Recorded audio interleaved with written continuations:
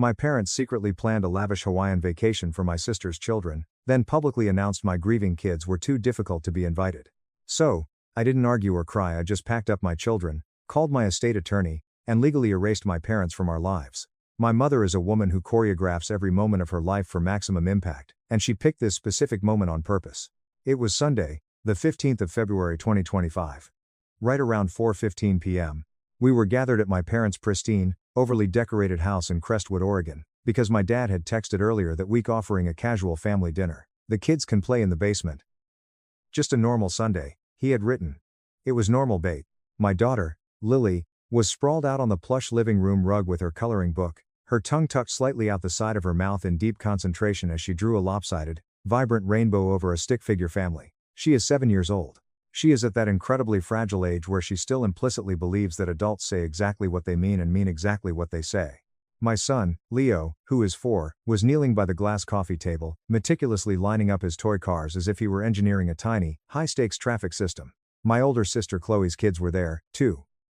Mason, 10, and Ava, 8, were already incredibly loud, already climbing the expensive furniture like it was a jungle gym, and generally tearing through the house. Suddenly, my mom clinked her crystal wine glass with a silver spoon like we were at a formal wedding reception. "Okay, everyone," she said, her smile wide and practiced. "We have a very special announcement." My dad dutifully put his arm around the back of her chair like a stage prop, and my sister Chloe sat up straight, her eyes bright and knowing. "Is it about the trip?" Chloe asked, failing to hide a smirk. I felt an immediate, involuntary tightening in my shoulders. "What trip?" I asked, looking between them. My mom waved a manicured hand dismissively. "Oh, Elena, we just haven't had the chance to tell you yet. We are taking the grandkids to Hawaii for 2 weeks in April." Chloe actually let out a high-pitched squeal. "Stop. Are you serious?" Ava shouted, "Hawaii," at the top of her lungs. On the floor, Lily's crayon abruptly stopped moving. She looked up, suddenly quiet and intensely alert, while little Leo echoed the word Hawaii, simply because he loves to copy sounds, completely unaware of what it meant. My mom laughed, soaking in the adulation. Yes, a big family treat. A special reward." My dad nodded along, looking incredibly self-satisfied, as if he were a CEO approving a massive corporate bonus. Chloe leaned forward eagerly. "Which island?" "Maui," my mom declared. "A beautiful beachfront resort, private pools, a traditional luau, all of it." Lily's entire face transformed. A pure, immediate hope washed over her features. "Mommy," she whispered to me, her voice so soft it was as if she didn't want to jinx the magic. "Can I really see the real ocean?" I turned my head slowly toward my parents. My mom had said times the grandkids. My mom's polished smile stayed perfectly in place, but her eyes were cold. Well, there it was. The little dramatic pause. The deliberate setup. I stared right at her and said, "Mom." Chloe's mouth twitched like she was holding back a laugh, privy to an inside joke I wasn't part of. My dad awkwardly cleared his throat and looked down at his shoes. "We're taking Chloe's kids," he muttered. I blinked once, the air suddenly feeling very thin in the room. "And mine?" My mom's perfectly arched eyebrows lifted high, as if I were being completely absurd. "No, honey." Lily's crayon rolled off her construction paper and onto the expensive rug. My chest went instantly, paralyzingly cold. "What exactly do you mean, no?" I asked, my voice dangerously flat. My mom delivered the next sentence with the casual, breezy tone of someone explaining a minor parking regulation. "It's a reward for good behavior, Elena. Your kids are just too difficult." I didn't process the next few ambient sounds in the room correctly because my brain was entirely consumed by the sheer cruelty of the math. 2 kids invited, 2 kids excluded, 2 little faces glowing with excitement, 2 sets of ears burning with rejection. Lily's eyes were huge. She didn't cry. She didn't throw a tantrum. She just looked down at her hands and asked, in a voice so soft it shattered my heart into a million jagged pieces, "Am I bad, Mommy?" My mouth went dry so fast it felt like I had swallowed a handful of sand, and my fingertips went completely numb. My mom, oblivious to the emotional devastation she had just unleashed, kept right on talking. "Now, Elena, don't start making a scene. We are not punishing anyone. We are simply choosing peace for our vacation." Chloe's voice slid into the conversation, sickeningly sweet and sharp as a razor. "Come on, Elena, it's only fair. Mom and Dad work hard. They deserve a relaxing trip without having to manage meltdowns." Lily's lower lip began to tremble violently. Leo looked up at his sister, then at me, sensing the sudden shift in the room's atmosphere even if he didn't understand the words. I didn't hesitate. I stood up. I didn't move frantically, I just rose with absolute purpose, walked over to Lily, and lifted her into my arms. She felt so light, yet she was shaking terribly. I pressed my cheek firmly against her hair. No, baby, I said, keeping my voice low, steady, and fiercely protective. You are not bad. Not ever. She clung to my neck, her little fingers digging into my sweater. Then why? She choked out. I cut the question off gently but firmly. Because Grandma and Grandpa are very confused about what love looks like. My mom's face flushed with sudden anger. She snapped, Elena. I looked at her, my expression completely blank, my voice eerily calm and steady. Grandma and Grandpa are about to learn a very hard lesson. I didn't scream. I didn't hurl insults at them. I didn't shed a single tear in front of my children. I simply picked up our winter coats, grabbed my purse, and walked out the front door. Standing in their driveway in the freezing February air, with Lily still balanced heavily on my hip and Leo's small, warm hand gripped tightly in mine, I pulled out my phone and made exactly one phone call. I called my estate attorney. When she answered, I didn't bother with pleasantries. Hi, Marcus, it's Elena Davis, I said, staring at the closed front door of my parents' house. I need to legally remove my parents from absolutely everything. Today. I heard my mom's heavy oak front door creak open behind me, as if she had finally realized, just a fraction of a second too late, that her cruel little theatrical performance was going to have actual, devastating consequences. I am 34 years old. I work as a pediatric physical therapist at a local children's hospital, and I live in a modest, cramped 2-bedroom apartment in Portland that perpetually smells like cinnamon oatmeal, laundry detergent, and crayons. My husband, Mark, died a little over 3 years ago. October 2021, on Interstate 84, a drunk driver crossed the center line doing 80 miles an hour. It took exactly one phone call, one grim-faced state trooper standing awkwardly at my front door, to split my entire life cleanly in half. After Mark died, my parents didn't step in to help the way normal people imagine a loving family steps in. They stepped in the way they always do, with absolute, suffocating control disguised as charity. When I was pregnant with Lily, my mom threw me a lavish, incredibly expensive baby shower. It looked beautiful on the outside, but she insisted on writing all the thank you cards herself because she claimed my handwriting looked too messy and unprofessional. She framed it as her doing me a favor, but it was just practice for the control she craved. When Mark died, my parents started saying things like, "You need structure now, Elena, you need our support. We are only thinking of the children." It sounded loving, supportive even, until you realize the hidden, unspoken second half of that sentence was always, "And we alone decide what that support looks like." I swallowed a lot of my pride back then because I was bone tired. I let them overstep because grief makes you terrifyingly negotiable. Because I genuinely needed emergency childcare sometimes when my hospital shifts suddenly changed. I foolishly thought their overbearing nature was a temporary reaction to the tragedy. It wasn't. Let me give you some context. Incident 1, December 2023. Lily was 6 and in the middle of a massive sensory meltdown in the middle of a crowded grocery store because the fluorescent lights were buzzing too brightly and a nearby shopping cart kept emitting a high-pitched squeak. I crouched down with her by the cereal aisle, doing the slow, deep breathing exercises that I literally teach to parents of my patients for a living. My mom, who had insisted on coming along, stood rigidly over us, her face pinched in embarrassment. She hissed down at me, "If you just disciplined her properly, she wouldn't embarrass us like this." Lily heard every word. She immediately got quieter, like a bright light suddenly dimming, and whispered, "I'm sorry, Grandma." I drove home that day with my hands locked on the steering wheel, realizing with horror that my vulnerable kid was learning that seeking comfort cost her an apology. Incident 2, August 2024. My dad offered to help out by paying for Leo's preschool deposit, which was $300. I thanked him sincerely. 2 weeks later, he texted me out of nowhere, "Since we are paying for his education, we'd like to be officially added to the daily pickup list." I replied politely, "No, Dad, that's not necessary. I have my schedule worked out." He immediately shot back, "We are his grandparents, Elena. Don't make this a thing." It became a thing anyway, not because I wanted drama, but because they used their money like a choke collar. Incident 3, November 2024. Chloe hosted her son Mason's 10th birthday party at a massive, chaotic indoor trampoline park. My kids were, reluctantly, invited. The noise, the flashing neon lights, and the sheer volume of screaming children overwhelmed Lily, and she quietly asked to sit with me in a designated quiet corner. Meanwhile, Leo started crying because he wanted a blue plastic cup instead of a red one. My mom leaned down to me, using her most condescending, reasonable voice, and said, "See, Elena? This is exactly why your kids don't get invited to places." I stared at her, dumbfounded. "They are children, Mom. They are grieving a father they barely had time to know." She just smiled at me like I was hopelessly naive. "Some children are simply easier, dear. Easier. That is the official family language. Easier. Smooth. Don't ever make a scene. Be flexible. Bend until you break. Chloe is the golden child. She always has been. She is 32, married to a guy who genuinely thinks owning a massive Traeger grill is a substitute for a personality, and she lives exactly 5 minutes away from my parents. She drops her kids off at their house constantly, treating my parents like a free, on-demand concierge service. My kids are mine. They are highly sensitive. They are occasionally loud. Sometimes they are perfectly, wonderfully normal. And they are grieving.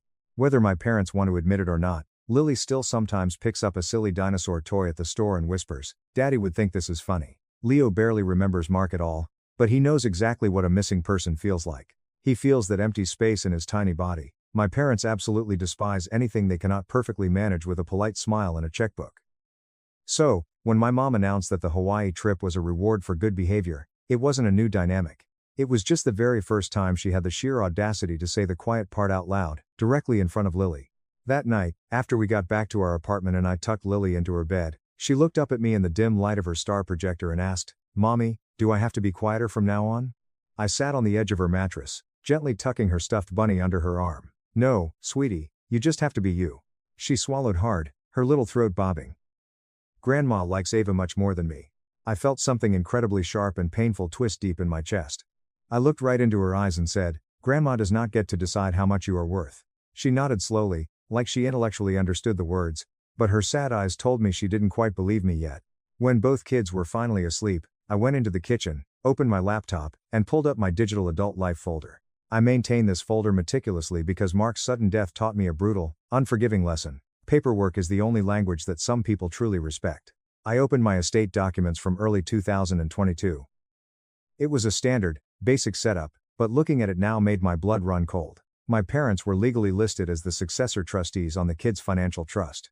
They were listed as the primary guardians in the event something catastrophic happened to me. They were listed as the primary emergency contacts on every single medical and school form. At the time I drafted it, I was drowning in fresh grief, and I told myself it was the logical choice. They were financially stable. They owned a large house.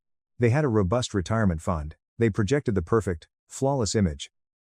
Now, sitting in the quiet dark of my kitchen, I vividly pictured Lily at 7 years old, grieving and confused, being told by her own grandmother that she was too difficult to be loved. I imagined my mother raising my daughter with that exact same polished, smiling cruelty. I opened my phone and started collecting digital receipts like my children's lives depended on it because, emotionally, they did. I took screenshots of the family group chat from earlier that afternoon. My mom had proudly posted a countdown timer to the Hawaii trip. Her caption read, "Reward for the kiddos who know how to behave." Chloe had immediately responded, "Mason and Ava are going to absolutely lose their minds." Then, my mom followed up, in writing, "Plain as day for the whole family to see, we decided not to bring Lily and Leo. It's just too hard to manage them. We need peace on this trip." I stared at that text message until my eyes burned and the letters blurred together. Edit. A lot of you in the comments are asking why my parents were on the legal paperwork in the first place, and where Mark's family was during all of this. To clarify, when Mark passed away, his parents were completely utterly destroyed by the loss and relocated to a quiet retirement community in Florida to try and heal. His sister, Sarah, and her husband David live about 45 minutes away from me. At the time of Mark's tragic accident, Sarah was dealing with severe, debilitating postpartum depression after having twins. I didn't want to burden her. My parents, on paper at least, looked like the most stable, capable option. I was in a fog of trauma, and I made a mistake I was now going to fix. Update 1. Wave 1 of the fallout started the very next morning. My dad called my phone at exactly 7:02 a.m. I stared at the screen and let it ring out. He immediately texted, "Elena, we need to talk. Your mother is very upset by how you stormed out." Chloe texted me at 7:15 a.m. "You really embarrassed Mom yesterday. If you were jealous about the trip, you could have handled it privately instead of making a scene." Privately? So Lily wouldn't hear it? No. Chloe meant privately so that they wouldn't be witnessed being cruel. My mom left a rambling voicemail at 9:30 a.m. Her voice was trembling with that performative, theatrical pain she excels at. "Elena, I simply cannot believe you would threaten us like this just because we are trying to have a nice, relaxing trip. We love those kids, despite their challenges. You are completely overreacting, as usual." I listened to the voicemail exactly once, then I saved the audio file. Then I emailed it to myself and backed it up to a cloud drive. Wave 2 came fast and hard. Tuesday, February 17th. My mom actually showed up at Lily's elementary school for afternoon pickup. I only found out because the school's front office secretary called my cell phone, at 2:58 p.m. "Hi, Mrs. Davis. The secretary said, her voice laced with confusion. Your mother is currently here in the lobby. She says she is on the authorized pickup list for Lily. My stomach completely dropped out from under me. She is not, I said, my voice dropping an octave. The secretary hesitated, clearly uncomfortable. Well, she says she has picked Lily up before. She has not, I replied, and my voice went very, very calm. It's the terrifying kind of calm that takes over when a situation officially upgrades to a severe emergency. Do not, under any circumstances, release my child to that woman. I am leaving the clinic right now. I will be there in 10 minutes. When I burst through the front doors of the school, my mom was standing right by the main office like she owned the building. She was wearing her signature pearl necklace, a tailored beige wool coat, and her perfectly set, unbothered smile. Oh, good, she said, spotting me. There you are. I walked straight up to her, invading her personal space. Why are you here? She blinked rapidly, acting profoundly offended. To pick up my granddaughter, obviously. After your little tantrum on Sunday, I thought you might be highly emotional. I thought you might need a break. Now, tell this ridiculous secretary to show me the authorization form so we can leave. She smiled her stiff, frozen smile at the secretary. Mom, I said, my voice slicing through the lobby air. Show me the form. She stiffened. Elena, don't be ridiculous. Show me the form, Mom. She didn't, because she couldn't. She reached out to grab my arm. Honey, please don't do this here. I took a large step back, out of her reach. Stop. Right at that moment, the double doors opened, and Lily walked out into the lobby, holding her teacher's hand. She immediately saw my mom and froze dead in her tracks. My mom instantly softened her voice, dripping with fake, sugary sweetness. Hi, sweetheart, do you want to go get a special ice cream treat with Grandma? Lily's tiny fingers tightened fiercely around the straps of her pink backpack. She looked up at me, her eyes wide, as if she were silently asking for permission to even exist in the same room. I crouched down to her eye level. You are coming home with me, bug, I said gently. My mom's facade cracked, just a tiny flash of venom slipping through. She muttered under her breath, but loud enough for us to hear. See, always so difficult. Lily heard it. I physically saw the insult land on her little shoulders, and that was the exact moment something deep inside my soul shifted from fiery anger to absolute, crystalline clarity. That was the moment I stopped arguing with my mother and started documenting her destruction. That night, I sat at my laptop and typed out a formal, legally binding email to the school's administration. Effective immediately, my parents, names provided are explicitly not authorized for pickup under any circumstances. The only authorized individuals are myself, and my sister-in-law, Sarah Miller. A verbal password is now required for any changes to this list. I attached a clear PDF scan of my driver's license, CC'd the school principal, the district superintendent, and formally requested written confirmation of receipt. Then, I called Marcus back. He answered on the second ring. I can get you in tomorrow morning at 10 a.m., he said. I'll be there, I replied. Update 2. Thursday, the 19th of February 2025, 10:06 a.m. I sat in Marcus's downtown Portland office, holding a thick manila folder on my lap, my hands neatly folded together to hide the fact that they were shaking with adrenaline. Marcus is the kind of seasoned attorney who speaks exclusively in complete, measured sentences and never wastes an ounce of unearned emotion on outrage. He is perfectly calm. That is exactly why I hired him. He peered at me over the rim of his reading glasses. Tell me exactly what has transpired since we last spoke. So, I laid it all out. I told him about the Hawaii announcement, the reward for good behavior comment. Lily looking at me with tears in her eyes asking, am I bad? I told him about the unhinged attempt to bypass me at the school pickup line. Marcus's face didn't change much, but his eyes sharpened slightly. He pulled my file out of his desk drawer. And your parents are currently listed as the primary guardians and successor trustees in the event of your death? Yes, I said. Not anymore. Marcus gave a single, curt nod. Understood. We will update the entire portfolio. He began sliding fresh, blank legal documents across his mahogany desk. We are drafting a new pour-over will, he explained. New trust language, new guardianship nominations, new advance healthcare directive. I swallowed hard, my throat tight. I want my parents completely removed from all of it, every single page. Marcus didn't bat an eye. We can certainly do that. Who do you trust to take their place? My sister-in-law, Sarah, and her husband David. I said firmly. They are steady, they are genuinely kind. They do not treat my children's existence like a conditional performance. Marcus wrote the names down meticulously, then looked back up. Do you want your parents to retain any minor role whatsoever? Medical decision-making proxy if you are incapacitated? Conditional access to the trust? Visitation language? I closed my eyes and vividly pictured my mom standing in the school lobby, calling my shrinking 7-year-old difficult. I opened my eyes and looked Marcus dead in the face. No. Marcus leaned back in his leather chair. Then we execute a total removal. No fiduciary role, no financial access, no discretionary distributions, no visitation clauses, no family consultation rights. A clean break. My mouth set into a tight line. I also want them removed as the contingent beneficiaries on my accounts. Marcus paused, his pen hovering. They are currently listed as beneficiaries? I nodded, feeling a wave of shame. My main life insurance policy was hastily set up right after Mark died. I added them as contingent beneficiaries because I was drowning in grief, I didn't know what I was doing, and I was terrified of leaving the kids with nothing. We will change the beneficiary designations immediately, Marcus said smoothly. That requires separate paperwork directly with the insurance provider, but we will initiate it right now. My hands suddenly went freezing cold again. It wasn't fear this time, it was a massive, overwhelming wave of relief violently mixed with grief.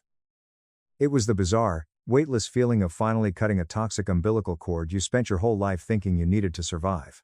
Marcus tapped the thick stack of papers. You understand exactly what this means, Elena, this is a severe legal escalation. I do, I said quietly. It will likely cause extreme reactions from them, he warned carefully. I almost laughed, a bitter sound escaping my throat. Marcus, they are already reacting, they just don't realize I'm finally fighting back.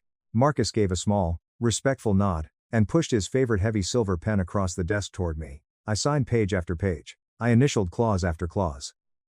At exactly 11:03 a.m., Marcus's paralegal came in and officially notarized the final documents. Marcus handed me a heavy copy packet in a sealed envelope. Now, he asked, do you want me to send a formal legal letter to them? Yes, I said immediately. What do you want it to say? I didn't give a dramatic speech. I didn't workshop a long, emotional paragraph about my childhood trauma. I gave him one single, devastating directive. Tell them they are legally no longer authorized for anything involving my children. Tell them that any future attempt to pick them up from school, access their medical records, or bypass my authority will be treated as hostile interference and trespassing. Marcus's eyebrows lifted slightly in approval. Consider it done. At 12:18 p.m., as I was driving home, my phone screen lit up on the dashboard. It was Chloe. Mom says you are doing something crazy. Call me. I replied at a red light. Do not contact my kids. Chloe texted back instantly, are you seriously threatening us over a vacation? I replied, I am setting a boundary. Then my mom called. I let it ring until it went to voicemail. She immediately texted, after absolutely everything we have done for you since Mark died, this is how you repay us. You are sick. I didn't answer her feelings. I answered with cold, hard facts. At 12:27 p.m., I pulled over, parked my car, and sent exactly one final message into the main family group chat. I updated my entire estate plan this morning with my attorney. You are no longer legally authorized for school pickup, medical decisions, guardianship, or any legal role whatsoever regarding Lily and Leo. Do not attempt to contact their school again. Any further attempts to circumvent my authority will be officially documented and handed over to my lawyer. No emojis. No emotional explanations, no apologies. The group chat went completely, eerily dead for exactly 40 seconds. Then, it absolutely exploded. My dad called me 3 times back to back. My mom wrote in all caps, you cannot do this to us, we are your family. Chloe wrote, you are literally punishing our parents because you're bitter about a vacation. Even my aunt, who lives in Texas and rarely speaks to me, chimed in, Elena, families do not use legal threats against each other. Calm down. I didn't argue with a single one of them. I simply took a screenshot of the entire unhinged thread and forwarded it directly to Marcus's office email. At 3:41 p.m., the real explosion happened. My mom showed up at my apartment building. She didn't knock. She pounded on the door with her fists. It was a heavy, rhythmic, aggressive pounding that rattled the cheap brass numbers on the wood. I looked through the peephole. She was wearing her pearls again, as if expensive jewelry gave her some sort of moral high ground. Elena. She shouted through the heavy door. Open this door right now. In the living room, Lily's head popped up from the couch. She went terrifyingly still, her eyes darting to the door. Leo immediately ran over and pressed his small, trembling body into my leg. I knelt down right there in the entryway, boxing them in with my arms. You are safe? I whispered to them, keeping my voice incredibly steady. You do not have to answer to anyone who makes you feel bad. Then, I stood up, walked until my face was inches from the wood, and spoke clearly through the door without unlocking it. Leave, I said loudly. Now. My mom's voice went shrill and hysterical. You are keeping my grandbabies from me. You are out of your mind. I didn't flinch. You told my daughter she was too difficult to be loved, and you used a vacation as a weapon. You tried to illegally remove her from her school. You no longer have access to us. My dad's voice suddenly joined in, low, rumbling, and furious. Elena, this is absolutely ridiculous. Open the damn door. We are family. Family is not a free permission slip for abuse, I stated. There was a tense, heavy pause in the hallway. Then, my mom hissed through the crack in the doorframe. You are going to deeply regret this. I didn't yell back, I didn't trade petty insults. I calmly pulled my phone out of my pocket and dialed the non-emergency police dispatch line. I requested an officer for a trespasser refusing to leave. When the police officer finally arrived 20 minutes later, he stood in the narrow, carpeted hallway with his notepad out. I opened my door just enough to speak to him. Ma'am, do you live at this residence? The officer asked me. Yes, I do, I said, handing him my ID. He turned to my parents, who were standing there looking utterly mortified that actual law enforcement had been called on them. Have you folks been asked to leave the premises? My mom opened her mouth, ready to spin a web of lies about a concerned grandmother checking on her unstable daughter. I answered first, my voice ringing with total authority. Yes, officer, I asked them to leave twice through the door. This is the third time they have harassed me this week. I have the entire interaction recorded on my phone. The officer didn't even blink. He looked at my well-dressed parents and pointed toward the elevator. You need to go. Now. If you return, you will be cited for trespassing. My mom's face did something incredibly strange. It went tight, pale and genuinely shocked, as if her brain simply could not process the fact that the real world didn't recognize her as the untouchable main character of the universe. As they angrily walked away toward the elevator, my mom turned around and fired one last, desperate line over her shoulder. You are teaching your own children to hate their grandparents. I didn't chase her down the hall, I didn't defend myself. I just looked at her and said evenly, no, Mom. I'm teaching them that they are not bad. And then I shut my door, slid the deadbolt into place, and locked them out of my life for good. The very next morning, Lily sat at the kitchen table and ate her entire bowl of cereal without once nervously watching my face for weather updates on my mood. She didn't apologize for spilling a drop of milk, she just laughed at a joke Leo made. That moment mattered more to me than any hollow apology my parents could ever offer. On Saturday, we went to the local public library. Lily picked out a massive, beautifully illustrated book about ocean animals. She sat on a giant green beanbag chair, pointed at the page, and smiled. Look, Mommy, a sea turtle. Leo ran his sticky fingers along the vibrant pictures of fish, making happy, bubbling noises. It was normal. It was quiet. It was safe. My parents, true to their toxic nature, tried exactly one last, pathetic tactic on Monday afternoon. I opened my front door to find a gift bag sitting on my welcome mat. It was a massive, glossy, expensive-looking bag. Inside were 2 high-end children's snorkeling sets. It was a bribe, wrapped in cheap plastic. Attached to the handle was a card written in my mom's unmistakable, perfect cursive, for when you finally calm down and come to your senses. Love always, Grandma and Grandpa. Lily walked up behind me and saw the bag. Her little face immediately tightened with anxiety. Is that from Grandma? She whispered. Yes, I said honestly. She looked at her shoes. Do I have to say thank you? No, I said, picking the bag up. You never owe anyone gratitude for hurting you. I didn't throw it in the trash. I walked the bag straight down to my car, drove 20 minutes across town, and left it sitting squarely on my parents' front porch. I didn't knock. I didn't leave a note. I just returned their manipulation to sender. That evening, Marcus's paralegal emailed me. Formal cease and desist letter sent via certified mail. Delivery and signature confirmed. I printed the confirmation receipt and placed it securely into my adult life folder, because that is what I do now. I refuse to debate my reality with people who actively benefit from my silence. I refuse to let my children audition for basic love. Chloe still regularly posts passive-aggressive countdown pictures to her Maui vacation on Facebook. My mom still tells all her country club friends that I am going through a severe mental health crisis. They can spin whatever fictional narrative helps them sleep at night in their big, empty house. My boundary remains absolute. My children are not too difficult. They are children, they are grieving, they are beautifully human. And access to them is a privilege, not a guaranteed family right. So now, when Lily asks me, usually in the quiet, dark moments right before sleep, am I bad, Mommy? I look her straight in the eye and say, no, baby. Not ever. Then I add the crucial part that my parents never, ever learned. Real love doesn't require you to disappear to be accepted. And whenever my phone occasionally buzzes with a blocked voicemail notification or a flying monkey family member trying to drag me back into my old role as the compliant punching bag, I simply put the phone face down on the counter and keep making dinner for my kids. I am permanently unavailable for that life.